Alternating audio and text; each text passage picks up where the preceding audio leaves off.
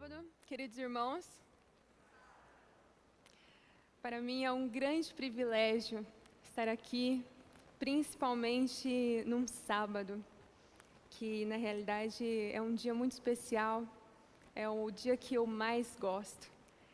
E eu acredito muito que para eu estar aqui neste dia, no último sábado deste ano de 2021, Deus tem um propósito. E se você está aqui nesta manhã, e você também de casa, Deus tem um propósito.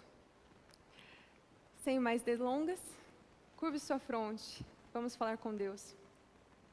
Pai querido que estás nos céus, Deus Todo-Poderoso e Eterno, estamos aqui, Senhor, com os nossos corações abertos para receber o Teu Santo Espírito, que o Senhor nos encha, que o Senhor fale através de mim, e que possamos sair daqui sabendo realmente o que o Senhor quer de nós. É o que lhe pedimos e lhe agradecemos em nome de Jesus. Amém. Em uma estrebaria de Belém, nasceu Jesus, o Salvador, e foi colocado numa manjedoura, o Filho do Altíssimo, aquele cuja presença inundou as cortes celestiais, havia nascido. João Batista e Jesus eram primos, todavia nunca haviam se comunicado antes. Porém, João cria que ele era o Messias. Logo após ser batizado, Jesus ouviu: "Este é o meu Filho amado, em quem me comprazo." Um fortalecimento de pai para filho, diante de uma difícil missão. Jesus começou a sua obra quebrando o poder de Satanás sobre aqueles que sofriam. Primeiro, curou os coxos, deu vista aos cegos, restituiu a saúde de muitos e ressuscitou os mortos. Contudo, aquele que era o príncipe da paz seria considerado inimigo.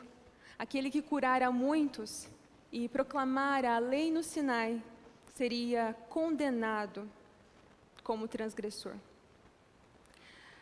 Em seu coração, após ter entregado a sua preciosa vida,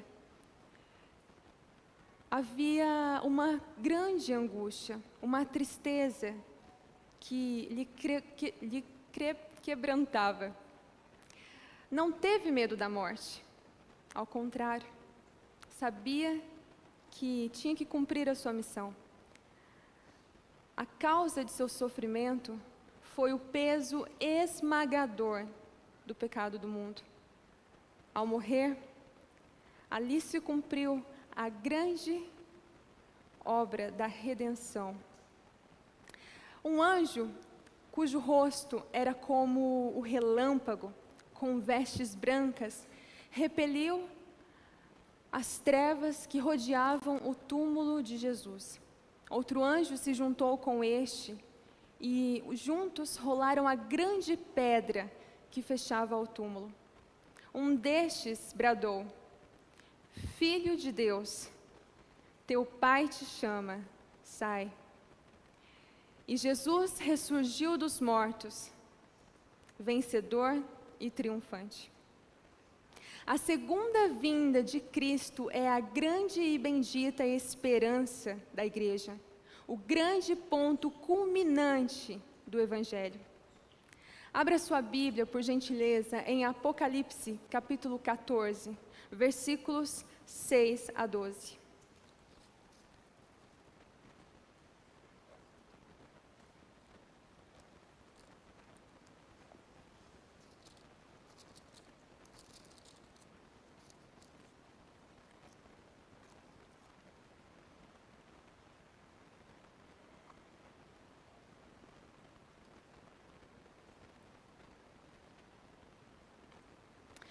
Vi outro anjo voando pelo meio do céu, tendo um evangelho eterno para pregar aos que se assentam sobre a terra.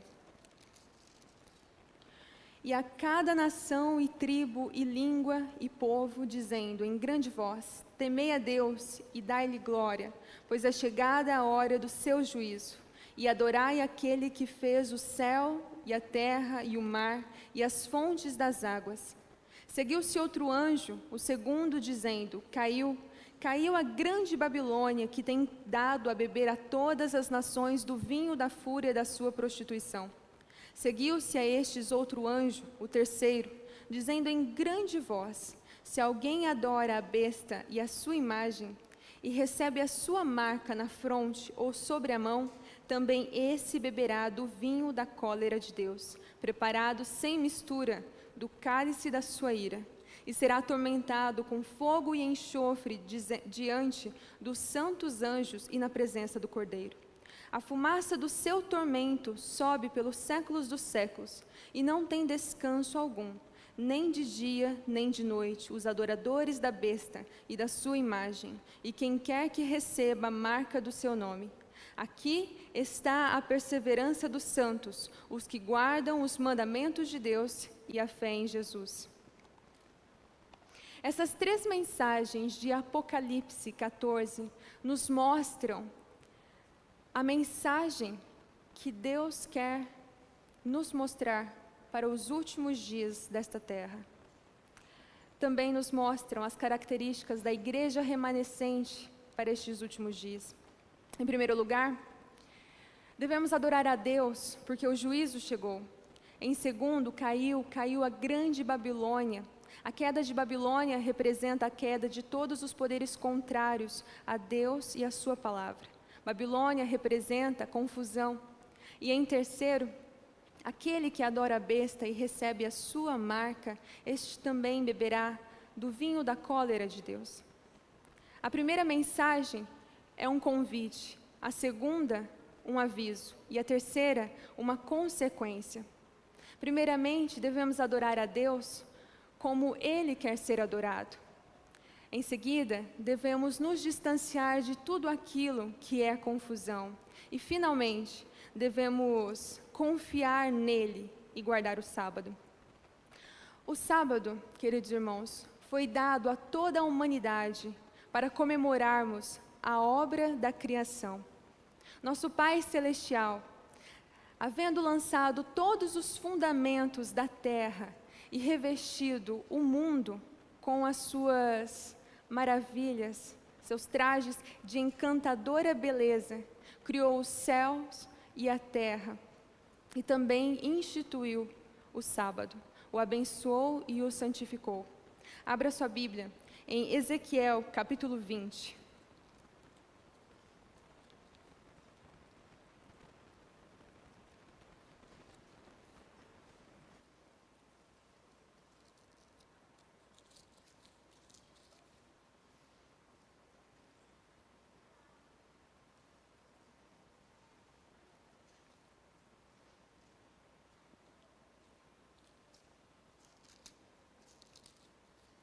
Ezequiel capítulo 20, versículos 12, 19 e 20.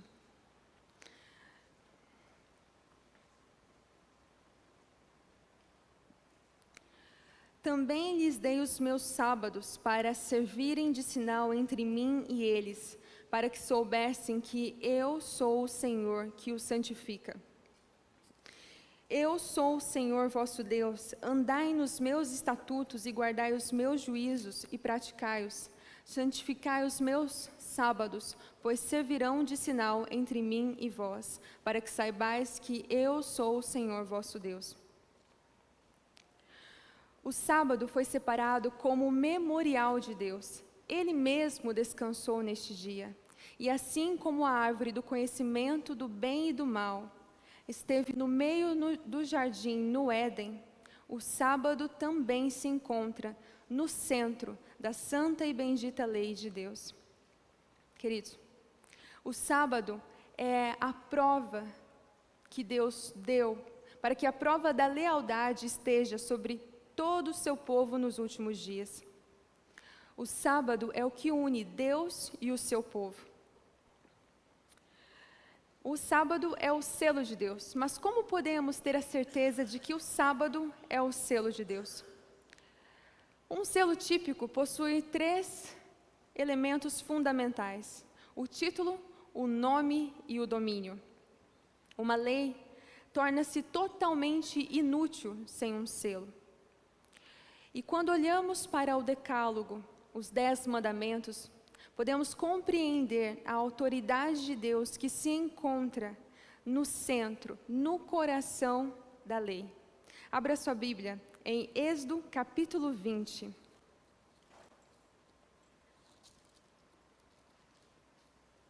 Versículos 8 a 11.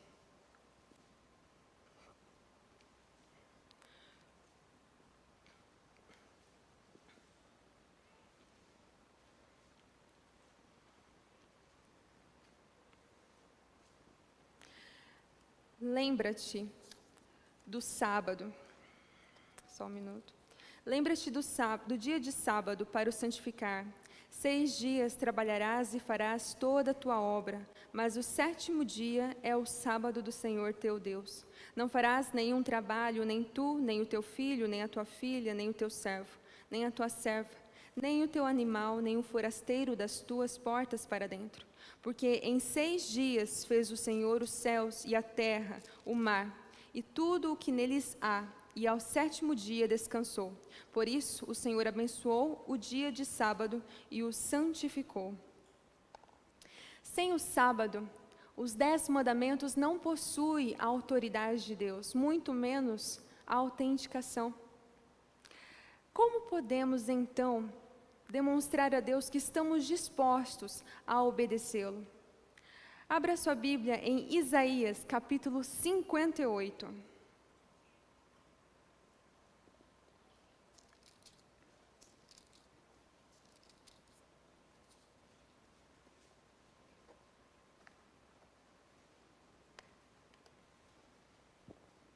Versículos 13 e 14.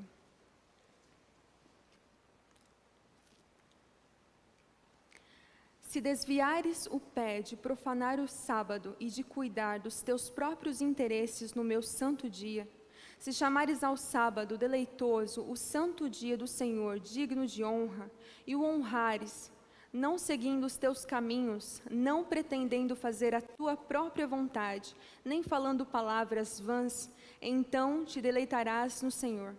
Eu te farei cavalgar sobre os altos da terra e te sustentarei com a herança de Jacó, teu pai, porque a boca do Senhor o disse. Amém. Queridos, se honrarmos a autoridade de Deus, principalmente no sábado, seremos felizes e herdaremos a herança de Jacó, que é a vida eterna. Algumas folhas para trás, em Isaías 56, versículos 6 e 7, está escrito assim: aos estrangeiros que se chegam ao Senhor para o servirem e para amarem o nome do Senhor, sendo deste modo servos seus, sim, todos os que guardam o sábado, não o profanando, e abraçam a minha aliança, também os levarei ao meu santo monte e os alegrarei na minha casa de oração. Os seus holocaustos e os seus sacrifícios serão aceitos no meu altar, porque a minha casa será chamada casa de oração para todos os povos. Queridos, o sábado não foi instituído ou não compete apenas aos judeus. Ao contrário, o sábado compete a toda criatura.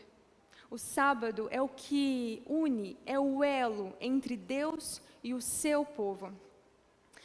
Mas, vamos ler agora Deuteronômio, capítulo 11.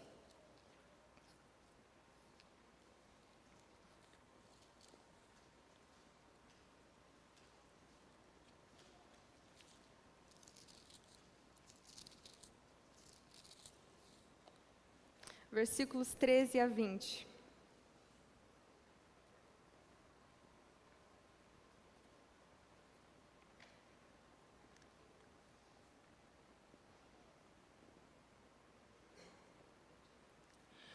Se se diligentemente obedecerdes a meus mandamentos, que hoje vos ordeno, de amar o Senhor vosso Deus e de o servir de todo o vosso coração e de toda a vossa alma, darei as chuvas da vossa terra a seu tempo, as primeiras e as últimas, para que recolhais o vosso cereal, e o vosso vinho, e o vosso azeite. Darei erva no vosso campo aos vossos gados, e comereis e vos fartareis.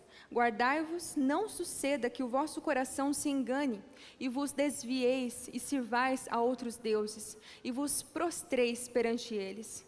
Que a ira do Senhor se acenda contra vós outros, e feche ele os céus, e não haja chuva, e a terra não dê a sua messe, e cedo sejais eliminados da boa terra que o Senhor vos dá.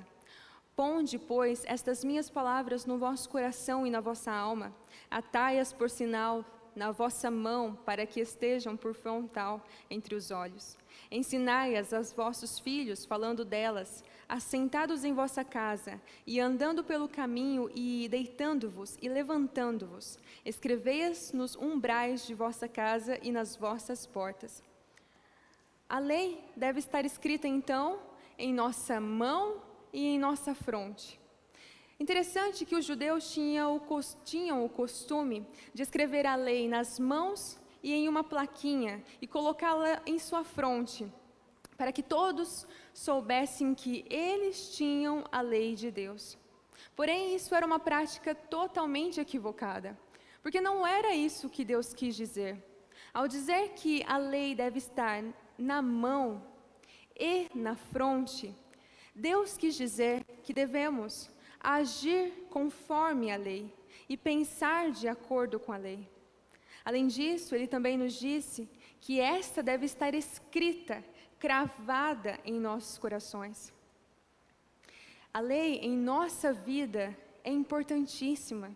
E assim como Marcos, capítulo 2, versículo 27 nos diz, o homem não foi feito por causa do sábado, mas o sábado foi feito por causa do homem.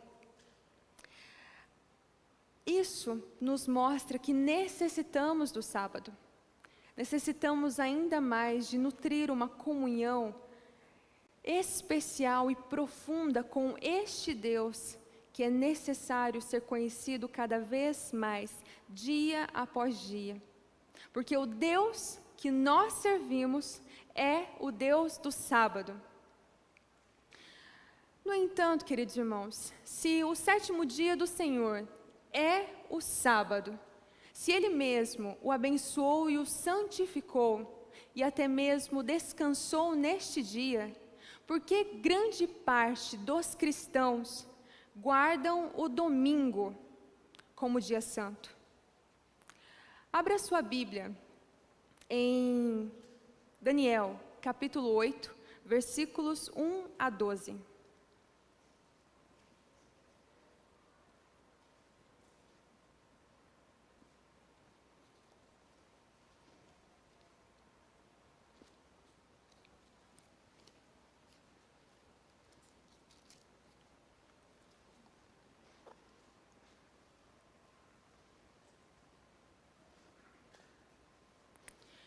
Quem se sentiu no direito de mudar a lei de Deus? Principalmente o quarto mandamento. Leia comigo, do versículo 1 ao 12. No ano terceiro do reinado do rei Belsazar, eu, Daniel, tive uma visão depois daquela que eu tivera a princípio. Quando a visão me veio, pareceu-me estar eu na cidadela de Suzã, que é a província de Elão, e vi que estava junto ao rio Ulai. Então levantei os olhos e vi, e eis que diante do rio estava um carneiro, o qual tinha 2 chifres, e os 2 chifres eram altos, mas um mais alto do que o outro, e o mais alto subiu por último. Vi que o carneiro dava marradas para o ocidente, e para o norte e para o sul, e nenhum dos animais lhe podia resistir, nem havia quem pudesse livrar-se do seu poder. Ele, porém, fazia segundo a sua vontade, e assim se engrandecia. Estando eu observando, eis que um bode vinha do ocidente sobre toda a terra, mas sem tocar no chão. Este bode tinha um chifre notável entre os olhos. Dirigiu-se ao carneiro que tinha os 2 chifres, o qual eu tinha visto diante do rio, e correu contra ele com todo o seu furioso poder. Vi-o chegar perto do carneiro e, enfurecido contra ele, o feriu e lhe quebrou os 2 chifres, pois não havia força no carneiro para lhe resistir. E o bode o lançou por terra e o pisou aos pés, e não houve quem pudesse livrar o carneiro do poder dele. O bode se engrandeceu sobremaneira, e na sua força quebrou-se-lhe o grande chifre. E em seu lugar saíram 4 chifres notáveis, para os 4 ventos do céu. De um dos chifres saiu um chifre pequeno, e se tornou muito forte para o sul, para o oriente e para a terra gloriosa. Cresceu até atingir o exército dos céus, e alguns do exército e das estrelas lançou por terra e os pisou. Sim, engrandeceu-se até ao príncipe do exército. Dele tirou o sacrifício diário, e o lugar do seu santuário foi deitado abaixo. O exército lhe foi entregue com o sacrifício diário por causa das transgressões, e deitou por terra a verdade, e o que fez prosperou. O que significa o carneiro e o bode? Então, temos um carneiro e um bode. O carneiro com 2 chifres, o bode com apenas um chifre. Ambos travaram uma luta na qual o bode saiu vencedor. Este, comemorando a sua vitória, teve o seu único chifre quebrado, e dali surgiram novos 4 chifres, e no meio destes 4, um pequenino chifre, que cresceu tanto que foi mexer com as coisas de Deus. Vamos saber agora o que significa este carneiro e este bode. Vamos continuar a leitura no mesmo capítulo, mas agora a partir dos versículos 15 a 22. Havendo eu, Daniel, tido a visão, procurei estendê-la, e eis que se me apresentou diante uma com aparência de homem, e ouvi uma voz de homem de entre as margens do Ulai, a qual gritou e disse: Gabriel, dá a entender a este a visão. Veio, pois, para perto de onde eu estava. Ao chegar ele, fiquei amedrontado, e prostrei-me com o rosto em terra. Mas ele me disse: Entende, filho do homem, pois esta visão se refere ao tempo do fim. Falava ele comigo quando caí sem sentidos, rosto em terra. Ele, porém, me tocou e me pôs em pé no lugar onde eu me achava, e disse: Eis que te farei saber o que há de acontecer no último tempo da ira, porque esta visão se refere ao tempo determinado do fim. Aquele carneiro com 2 chifres que viste são os reis da Média e da Pérsia. Então, o carneiro é a Medo-Pérsia, que foi vencida e conquistada pela Grécia, representada pelo bode. Quando Alexandre o Grande venceu e conquistou a Medo-Pérsia, ele tornou-se o maior imperador daquela região e daqueles tempos. Porém, quando ele comemorava a sua vitória, ele faleceu, e a Grécia foi dividida entre seus 4 generais, o que representa os 4 chifres, e que também tem o mesmo significado das 4 cabeças do leopardo de Daniel 7. Mas aquele pequeno chifre que surgiu no meio daqueles 4 chifres, ele simboliza o anticristo. E o que a Bíblia nos fala sobre o anticristo? Abra sua Bíblia em 1 Pedro, versículo 2.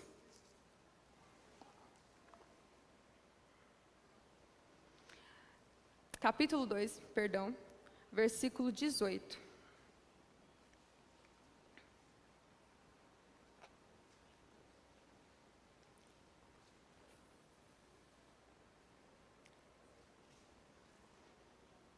Perdão, é 1 João.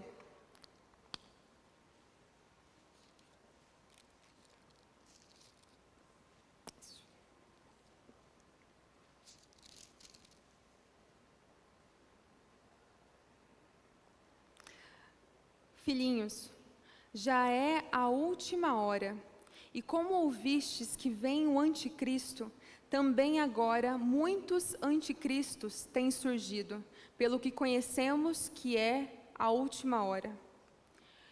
Neste versículo, João enfatiza 2 vezes que esta é a última hora.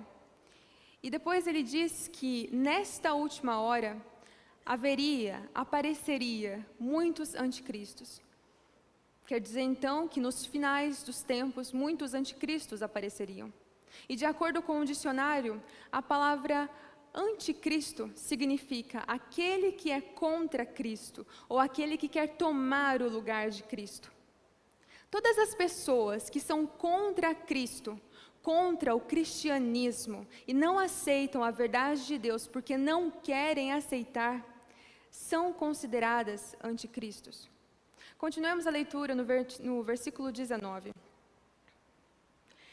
Eles saíram de nosso meio, entretanto não eram dos nossos, porque se tivessem sido dos nossos, teriam permanecido conosco. Todavia, eles se foram para que ficasse manifesto que nenhum deles é dos nossos. Isso nos mostra que muitos destes anticristos fizeram parte da igreja remanescente, conheceram um dia a verdade de Deus, mas que hoje saíram e hoje se colocam contra a Deus e a sua palavra.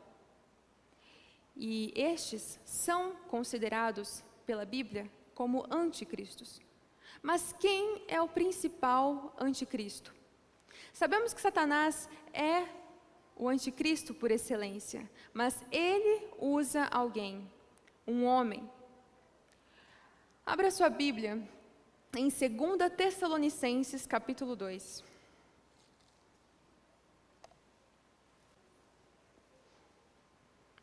Versículos 3 e 4.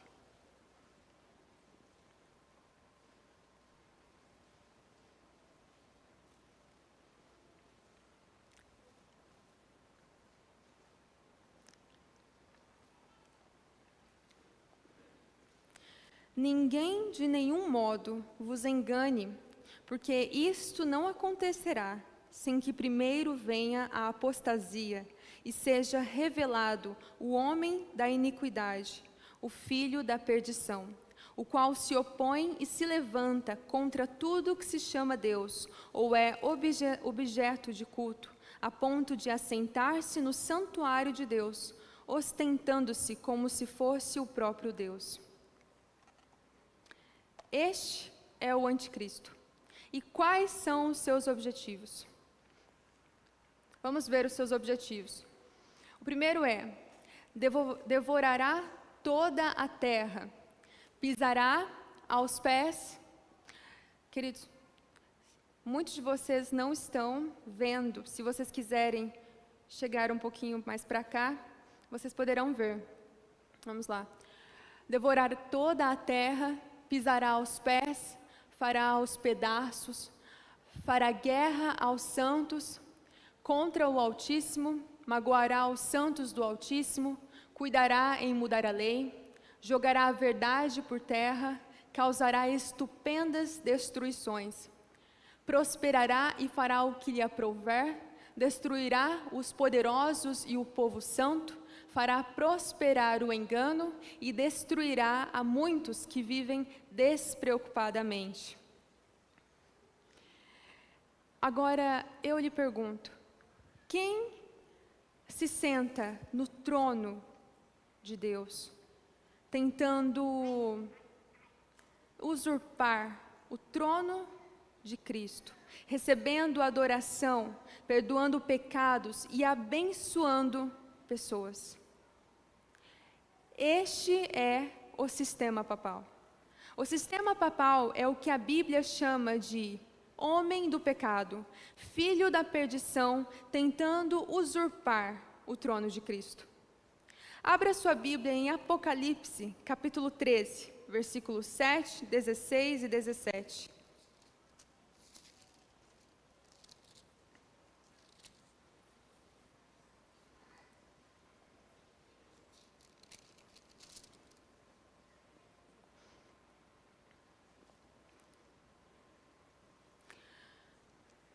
Foi-lhe dado também que pelejasse contra os santos e os vencesse. Deu-se-lhe ainda autoridade sobre cada tribo, povo, língua e nação. Esse é o versículo 7. Versículo 16. A todos os pequenos e os grandes, os ricos e os pobres, os livres e os escravos, faz que lhe seja dada certa marca sobre a mão direita ou sobre a fronte, para que ninguém possa comprar ou vender, senão aquele que tem a marca, o nome da besta ou o número do seu nome. Há uma pequena diferença entre a marca de Deus e a marca da besta. A marca de Deus deve ser colocada na mão e na fronte. Para Deus, não existe um serviço pela metade. Para Ele é tudo ou nada. Porém, a marca da besta deve ser colocada na mão ou na fronte. Ela não liga muito, não se importa se o indivíduo está convencido ou não. Para ela é importante que ele a obedeça. Vamos ver. Por quê? Como nós podemos ter a certeza de que o sistema papal é o homem do pecado, filho da perdição, tentando usurpar o trono de Deus, querendo se colocar acima de Deus, que 1 João nos diz? Vamos acompanhar aqui no telão. Vamos ler 2 trechos da Decretalia Romana. É um documento papal. Encontramos isso em documentos episcopais. Se puder centrar, diminui um pouquinho, só para a gente conseguir ler tudo.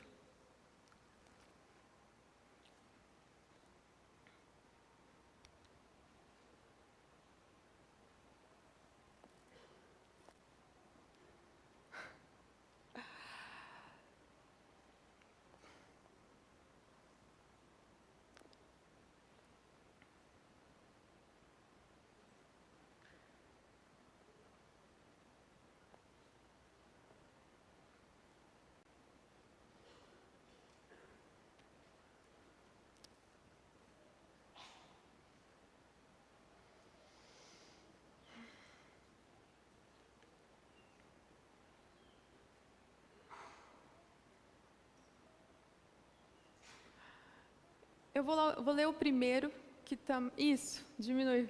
Pode diminuir.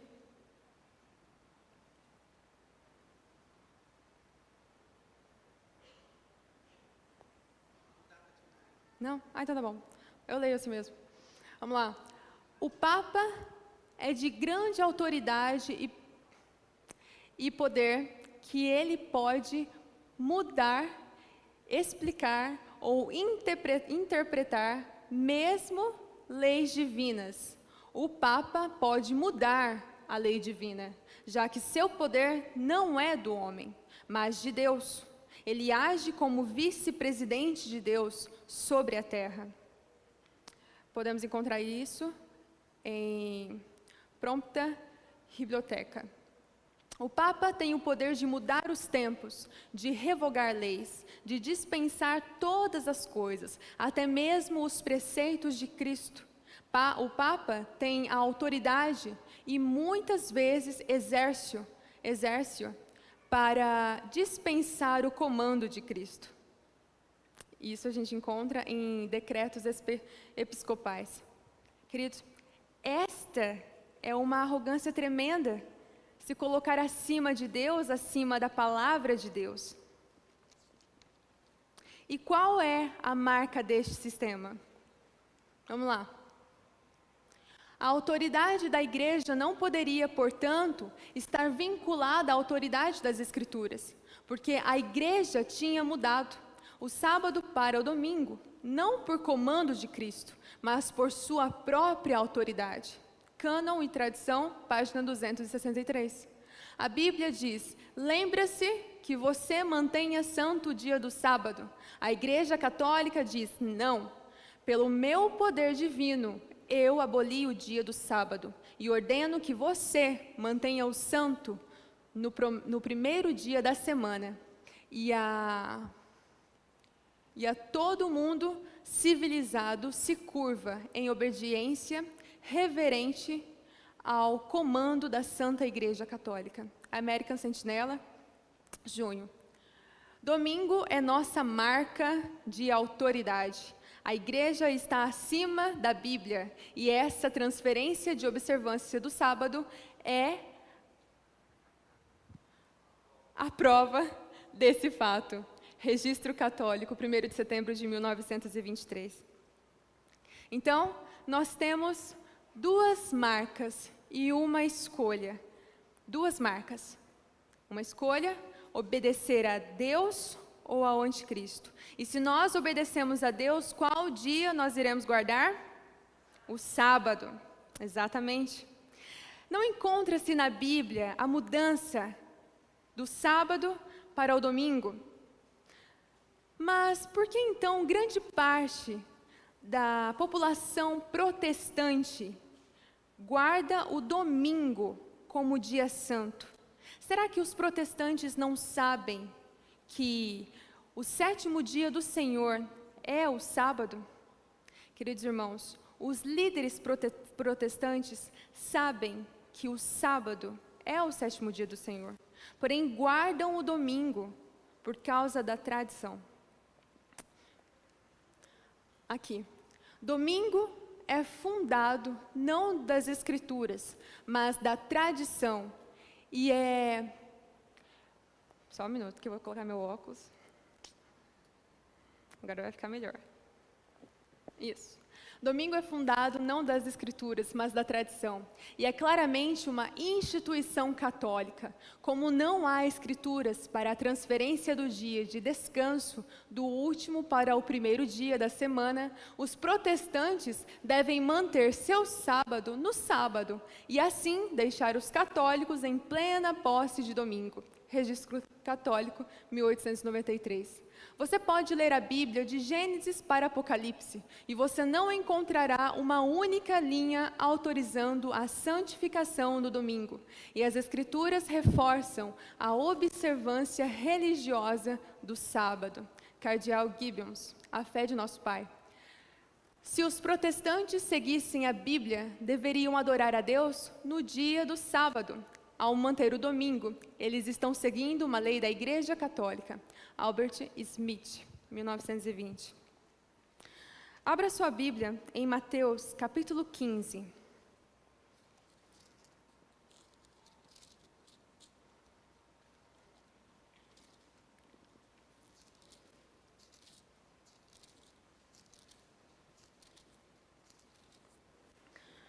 Mateus capítulo 15, versículos 3, 6 e 9.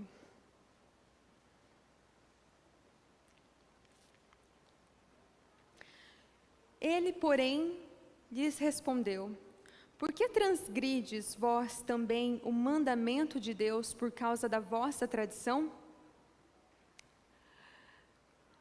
Esse jamais honrará seu pai ou a sua mãe, e assim invalidastes a palavra de Deus por causa da vossa tradição. E em vão me adoram, ensinando doutrinas que são preceitos de homens. Aqui nós temos um grande conflito, porque não podemos colocar acima da obediência a Deus, de Deus, tradições de homens. Nem mesmo a morte ou a ressurreição de Cristo mudou o sábado para o domingo. Nem mesmo o sábado perdeu-se ao longo da história. Vamos ver, analise comigo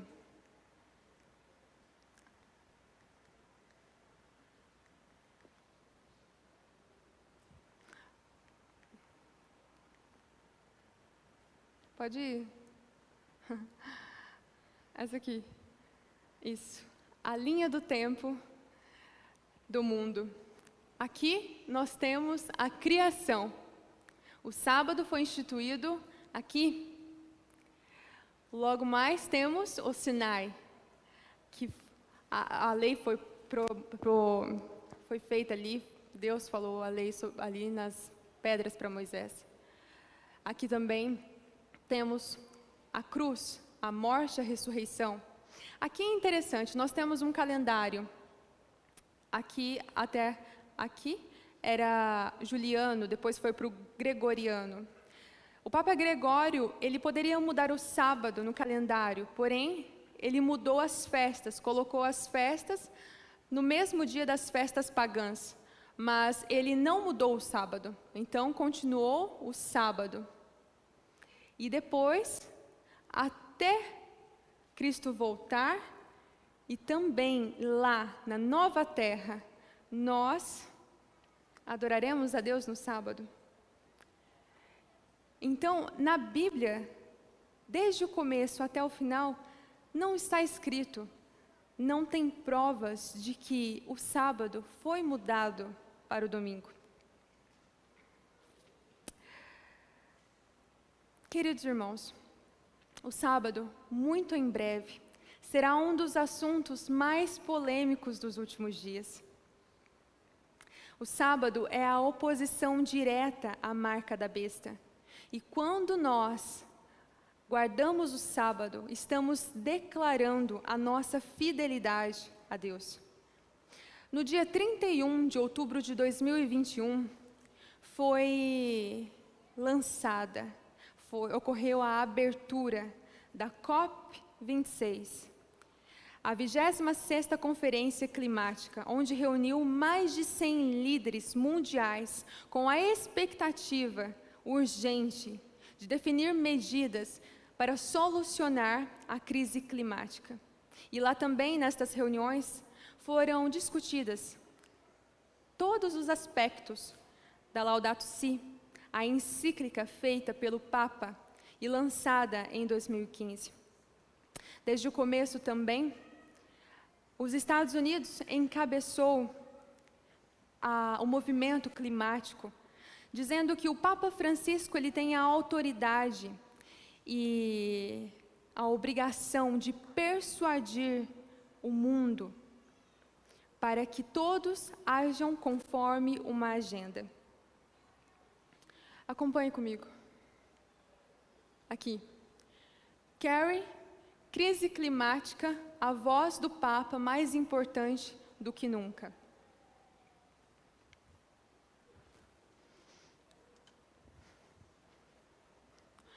COP26. Biden pede ação sobre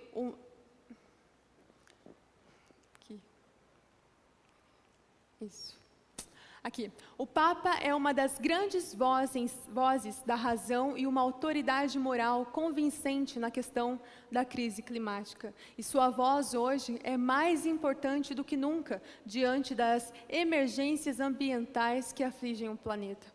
O Papa é uma das grandes vozes da razão e uma convincente autoridade moral no tema da crise climática. Ele foi um precursor, antecipando os tempos. A sua encíclica, Laudato Si, é de fato um documento muito poderoso, eloquente e muito persuasivo do ponto de vista moral. O Santo Padre é uma das vozes mais poderosas do planeta, se não a mais poderosa, porque ele está acima da política e fora dos conflitos nacionais. Acho que ele pode sacudir um pouco as pessoas e levá-las para a mesa de diálogo com o melhor senso de nosso dever comum. Esperamos que continuem a nos guiar ainda mais em direção ao alcance da meta. Hoje, chegamos ao dia do acerto de contas em relação àquelas que são as consequências de nossa maneira de crescer. É o que afirma ao Vatican News John Forbes Carey. E agora, vamos ver o Laudato Si. Aqui. No capítulo 6, são muitos capítulos, você tem que ler todas as páginas até você encontrar esta. Educação e espiritualidade ecológicas, os sinais sacramentais e o descanso celebrativo. A participação na Eucaristia é especialmente importante ao domingo, Este dia, à semelhança do sábado judaico, é-nos oferecido como dia de cura das relações do ser humano com Deus, consigo mesmo, com os outros e com o mundo. O domingo é o dia da ressurreição, o primeiro dia da nova criação, que tem as suas primícias na humanidade ressuscitada do Senhor, garantia da transfiguração final de toda a realidade criada. Além disto, este dia anuncia o descanso eterno do homem em Deus. Assim, a espiritualidade cristã integra o valor do repouso e da festa. Kerry é um deputado de Biden, norte-americano, que ele é mandado para resolver todos os movimentos climáticos e ambientais norte-americanos. E ele disse que o Papa e o Laudato Si, a sua encíclica, é poderosa. Na realidade, é a melhor coisa que foi feita. E ali, a encíclica, ela declara o domingo como dia de descanso e a solução para a crise climática e ambiental. Queridos, os Estados Unidos, ele tem um papel muito importante na história. Ellen White já citou ele também. Mas é interessante que, para dar certo, para você perceber que a profecia está se cumprindo, preste atenção aqui. COP26. Biden pede a ação sobre mudança climática e promete que os Estados Unidos vão liderar pelo exemplo. Vamos demonstrar ao mundo que os Estados Unidos não estão apenas de volta à mesa, mas também liderando pelo poder de nosso exemplo. Abra sua Bíblia em Apocalipse 13.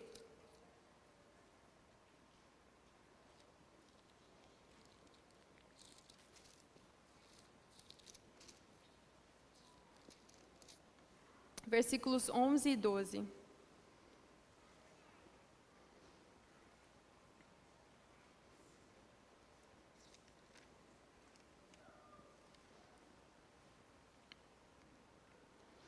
Vi ainda outra besta emergir da terra. Possuía 2 chifres, parecendo cordeiro, mas falava como dragão. Exerce toda a autoridade da primeira besta na sua esperança. Faz com que a terra e os seus habitantes adorem a primeira besta, cuja ferida mortal foi curada. Em Apocalipse 13, podemos ter a convicção de que este sistema norte-americano, ele será o mensageiro e o braço forte da primeira besta, que é o sistema papal. Ellen White nos diz, eu vou ler com vocês. Quando a América do Norte for induzida a repudiar todos os princípios de sua Constituição, que fizeram dela um governo protestante e republicano, e adotar medidas para a propagação dos erros e falsidades do papado, podemos saber que é chegado o tempo das operações maravilhosas de Satanás e que o fim está próximo. Os protestantes lançarão toda a sua influência e poder ao lado do papado. Por um ato nacional, impondo o falso sábado, eles darão vida e vigor à corrompida fé de Roma, avivando sua tirania e opressão da consciência. Isso está escrito em Eventos Finais, página 101 e 128. Abra sua Bíblia agora em Apocalipse 16. Versículos 13 e 14.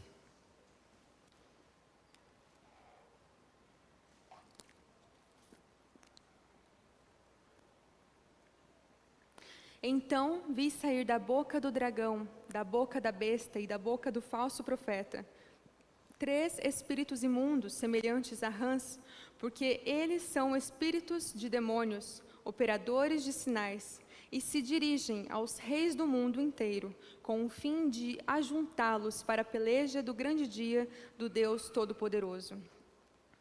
Aqui, a palavra de Deus nos mostra que há 3 poderes que estão pregando mensagens e doutrinas de demônios, e estão enganando milhares e milhares de pessoas. O dragão, que é Satanás, hoje prega a sua doutrina através do espiritismo, a imortalidade da alma. A besta, que é o sistema religioso romano, ela é contra a lei de Deus, principalmente o sábado.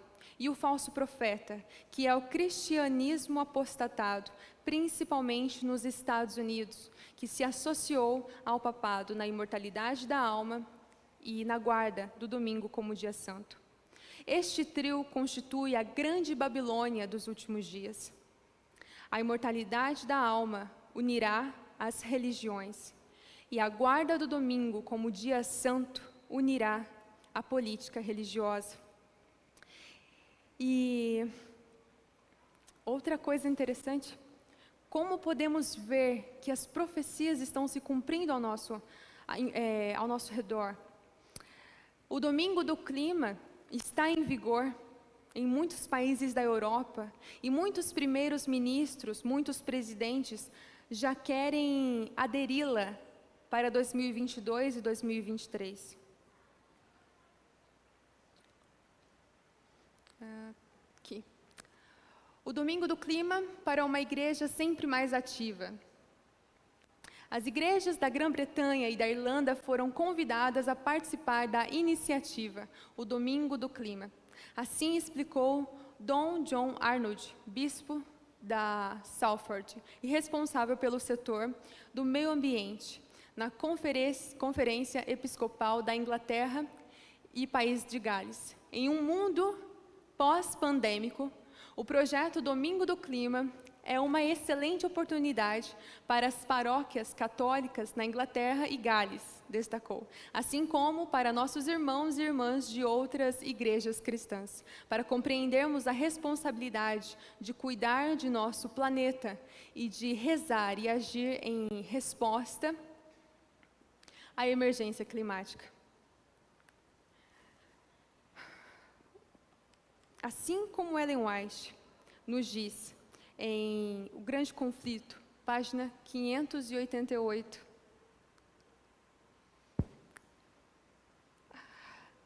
mediante os dois grandes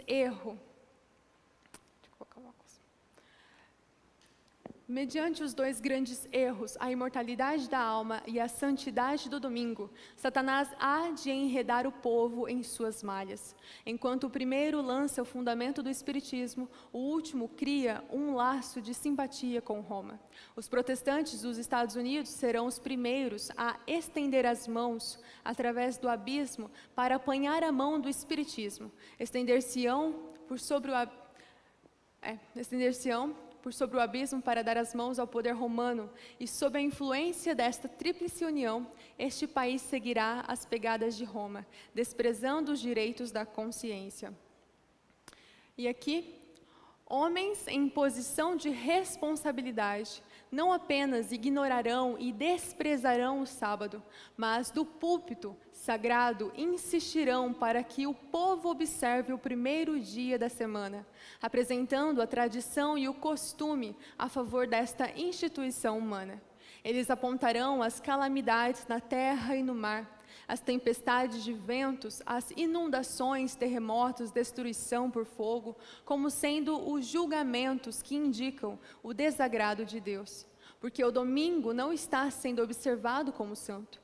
Essas calamidades aumentarão mais e mais, um desastre atrás do outro. E aqueles que desprezam a lei de Deus apontarão para os poucos que ainda guardam o sábado do quarto mandamento como aqueles que estão trazendo a fúria de Deus para o mundo. Este engano é um artifício de Satanás que ele usará para enredar os descuidados. Revista Sinais dos Tempos, de 1884.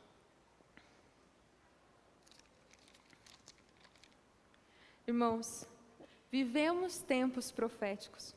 Satanás já está arregimentando as suas tropas para lutar contra todos aqueles que honram verdadeiramente a Deus, a sua lei e o sábado.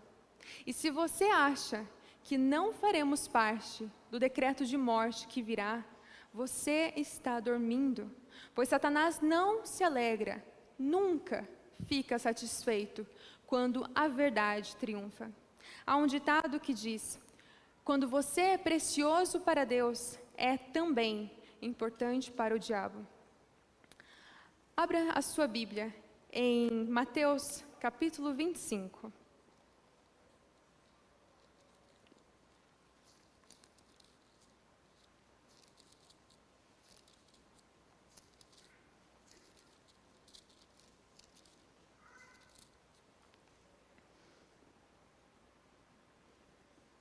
Versículos 5 a 12.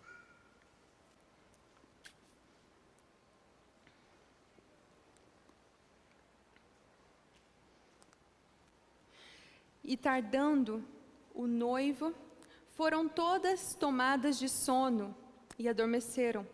Mas à meia-noite ouviu-se um grito: eis o noivo, saía a seu encontro. Então se levantaram todas aquelas virgens e prepararam as suas lâmpadas. E as nécias disseram às prudentes: dai-nos do vosso azeite, porque as nossas lâmpadas estão se apagando. Mas as prudentes responderam: não, para que não nos falte a nós e a vós outras. Ide antes aos que o vendem e comprai-o. E saindo elas para comprar, chegou o noivo. E as que estavam apercebidas entraram com ele para as bodas, e fechou-se a porta. Mais tarde chegaram as virgens nécias, clamando: Senhor, Senhor, abre-nos a porta. Mas ele respondeu: em verdade vos digo, que não vos conheço. Vigiai, pois, porque não sabeis o dia nem a hora. Aqui, a lâmpada simboliza a palavra de Deus, o azeite, o Espírito Santo. E entrar para as bodas é passar pelo juízo investigativo de Deus e ser aprovado por Ele. Querido amigo, querida amiga, como você está hoje? Está desperto ou dormindo? Qual dia você tem de fato guardado? Tem guardado o sábado com toda a fidelidade, do começo ao fim, mesmo sabendo das futuras consequências? Nós somos um povo privilegiado. Nós somos o Israel presente. Fomos libertos e salvos no passado. E hoje temos um Cristo que quer o mais rápido possível vir para nos buscar hoje. Eu não sei vocês, mas eu já não aguento mais este mundo. E também acredito que a vontade de Cristo para vir nos buscar é tão grande que nem mesmo Ele aguenta mais. Qual dia você realmente tem guardado? Nós realmente temos nos atentado à grandiosidade do sábado? Ellen White diz assim: como ato culminante no grande drama do engano, o próprio Satanás personificará Cristo. A igreja tem há muito tempo professado considerar o advento do Salvador como a realização de suas esperanças. Assim, o grande enganador fará parecer que Cristo veio. Em várias partes da terra, Satanás se manifestará entre os homens como um ser majestoso, com brilho deslumbrante, assemelhando-se à descrição do Filho de Deus, dada por João no Apocalipse, capítulo 1, versículos 13 a 15. A glória que o cerca não é excedida por coisa alguma que os olhos mortais já tenham contemplado. Ressoa nos ares a aclamação de triunfo. Cristo veio, Cristo veio. O povo se prostra em adoração diante dele, enquanto este ergue as mãos e sobre eles pronuncia uma bênção, assim como Cristo abençoava seus discípulos, quando aqui na terra esteve. Sua voz é meiga e branda, cheia de melodia. Em tom manso e compassivo, apresenta algumas das mesmas verdades celestiais e cheias de graça que o Salvador proferia. Cura as moléstias do povo e então, em seu pretenso caráter de Cristo, alega ter mudado o sábado para o domingo, ordenando a todos que santifiquem o dia que ele abençoou. O Grande Conflito, página 624. Você é capaz de imaginar tamanho poder deste engano? Ellen White fala assim: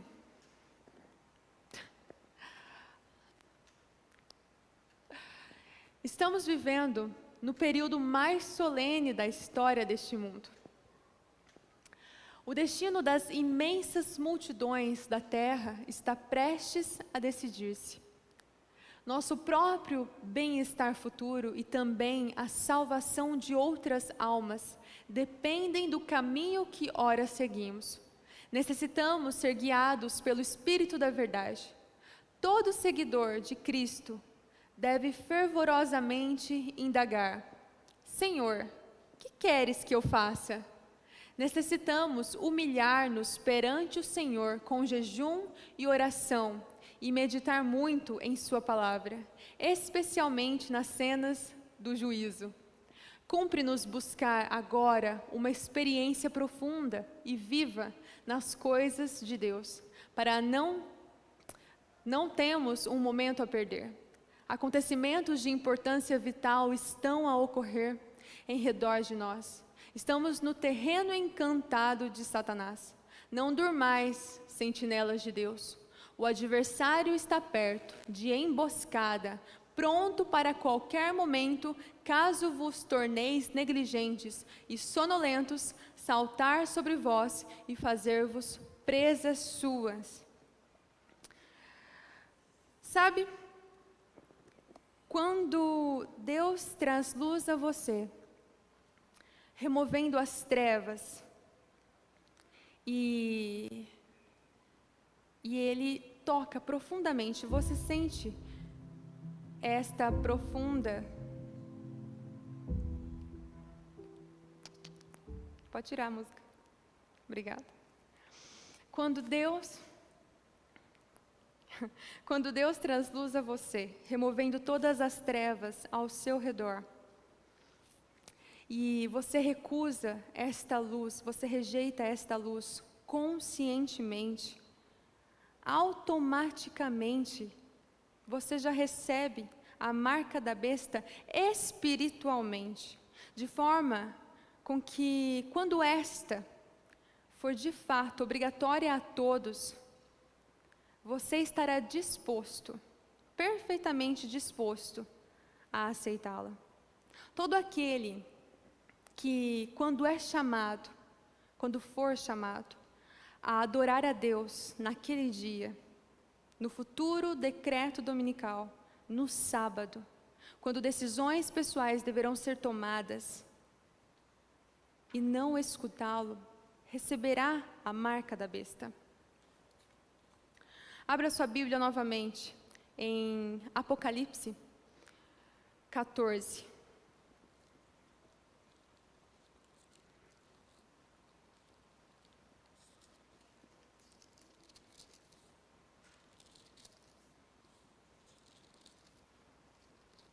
Versículos 9 a 12.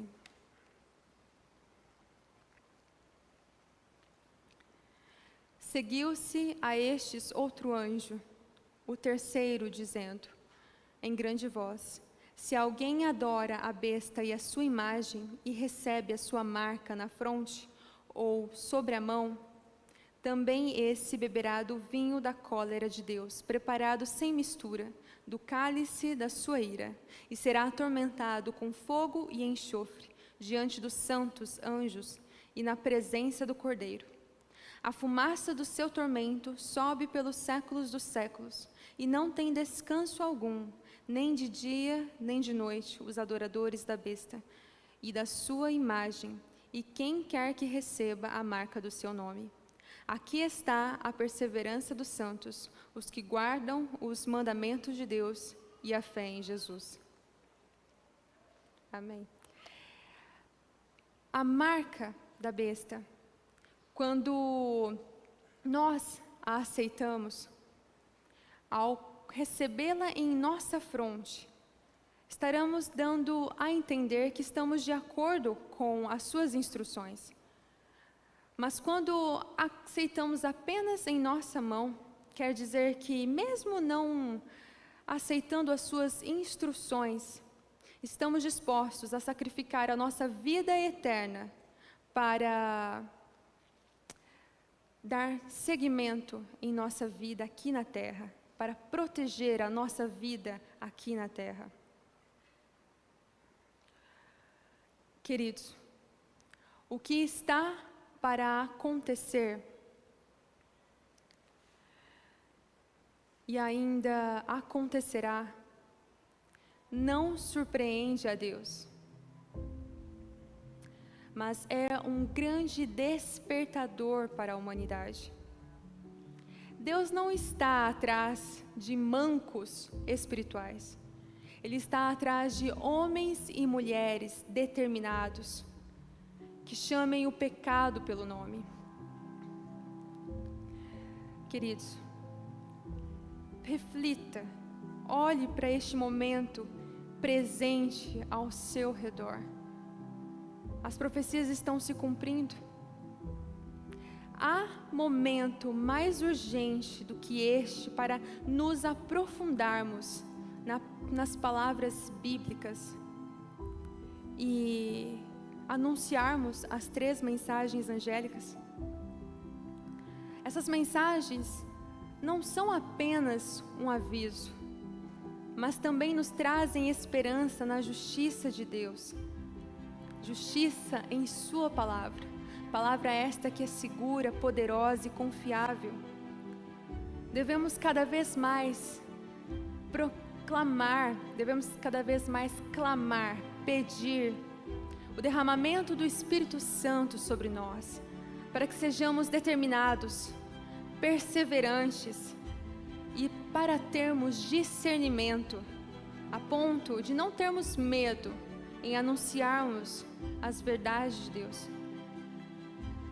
Hoje, Deus nos chama a todos nós para termos cada vez mais uma comunhão profunda com Ele, para nos aprofundarmos em Sua palavra e principalmente reconhecer o sábado como a sua marca, como o selo, a união entre Ele e nós, o que irá nos diferenciar nestes últimos dias. Ele chama a sua igreja a realmente a despertar, porque este é sim o final de tudo. Não temos a certeza para o ano de 2022. Na realidade, não temos a certeza do que irá acontecer, mas temos a certeza que Cristo está voltando. Não guarde o sábado como os fariseus faziam. Peça a Deus obediência, uma obediência originada no amor de Cristo, amor a Deus e amor à sua verdade. Se você for fiel a Ele em tudo, será um servo pronto para a sua volta. E se você permanecer nele até o fim, a vitória será sua. E como Amós capítulo 4, versículo 12 nos diz: prepara-te, ó Israel, para te encontrares com o teu Deus. Agora, o Douglas irá cantar. E se você almeja o derramamento do Espírito Santo sobre você, se você olha para dentro de si e vê que necessita de uma preparação para esses últimos dias, levante-se, que eu quero orar com você.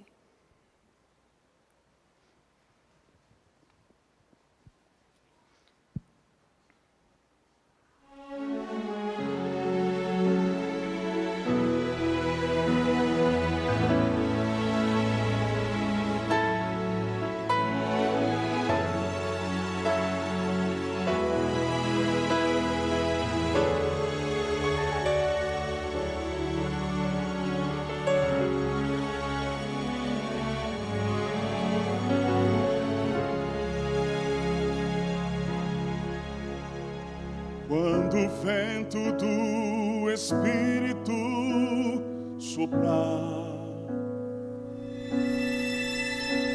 uma chama viva vai aparecer. Nossos filhos e filhas irão profetizar,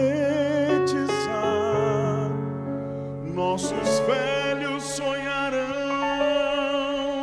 e a igreja mudará. Quando a comunhão for a arma principal e a rotina desses nossos dias sair do seu normal, descerá sobre nós o fogo do Espírito. Viveremos o Evangelho e Jesus Cristo vai voltar. O que será que ainda não aconteceu? Por que razão não temos fogo a queimar, pecados escondidos, uma fé adormecida, mandamentos que insistimos em quebrar? Por que razão? Por que será?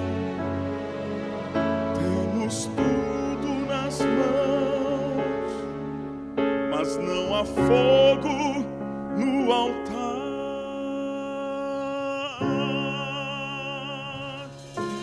Quando o vento do Espírito soprar, uma chama viva vai aparecer.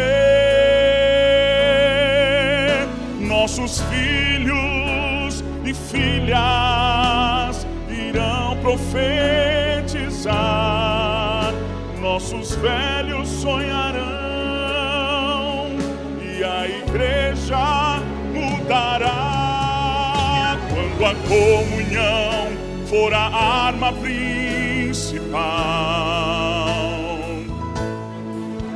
e a rotina desses nossos dias sair do seu normal, descerá sobre nós o fogo do Espírito.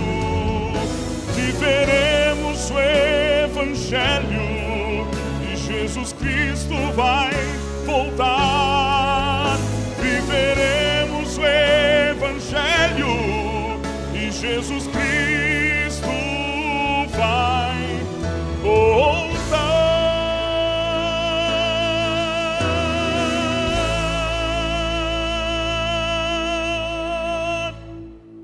Amém. Amém.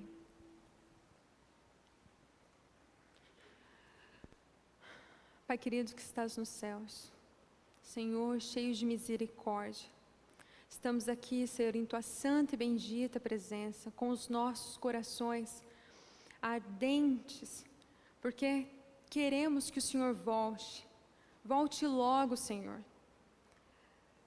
Nós sabemos que o Senhor nasceu por um bem maior, nos trazer a libertação, nos salvar, tirar o pecado do mundo. Mas também sabemos que o Senhor está próximo, o Senhor ressurgiu dos mortos, vencedor e triunfante, venceu o pecado, venceu todas as garras do mal, quer nos trazer salvação. Não temos a certeza para nada neste mundo aqui, a nossa única certeza é que o Senhor está voltando, e apesar das dificuldades que virão a ocorrer, sabemos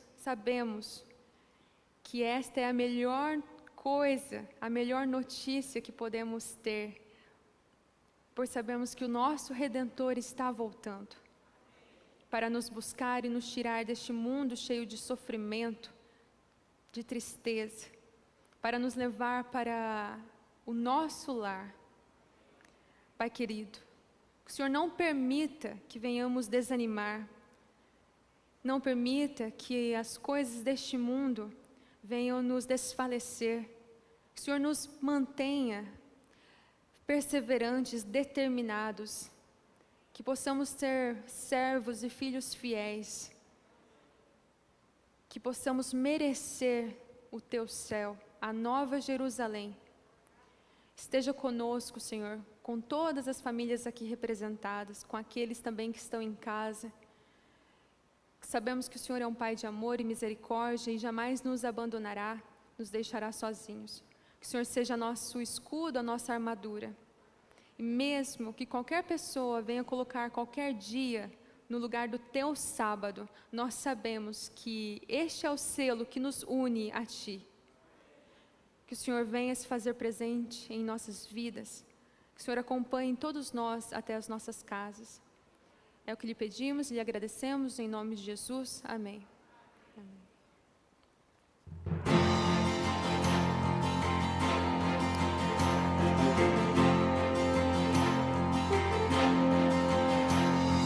Com tua paz eu vou, ó Jesus, cheio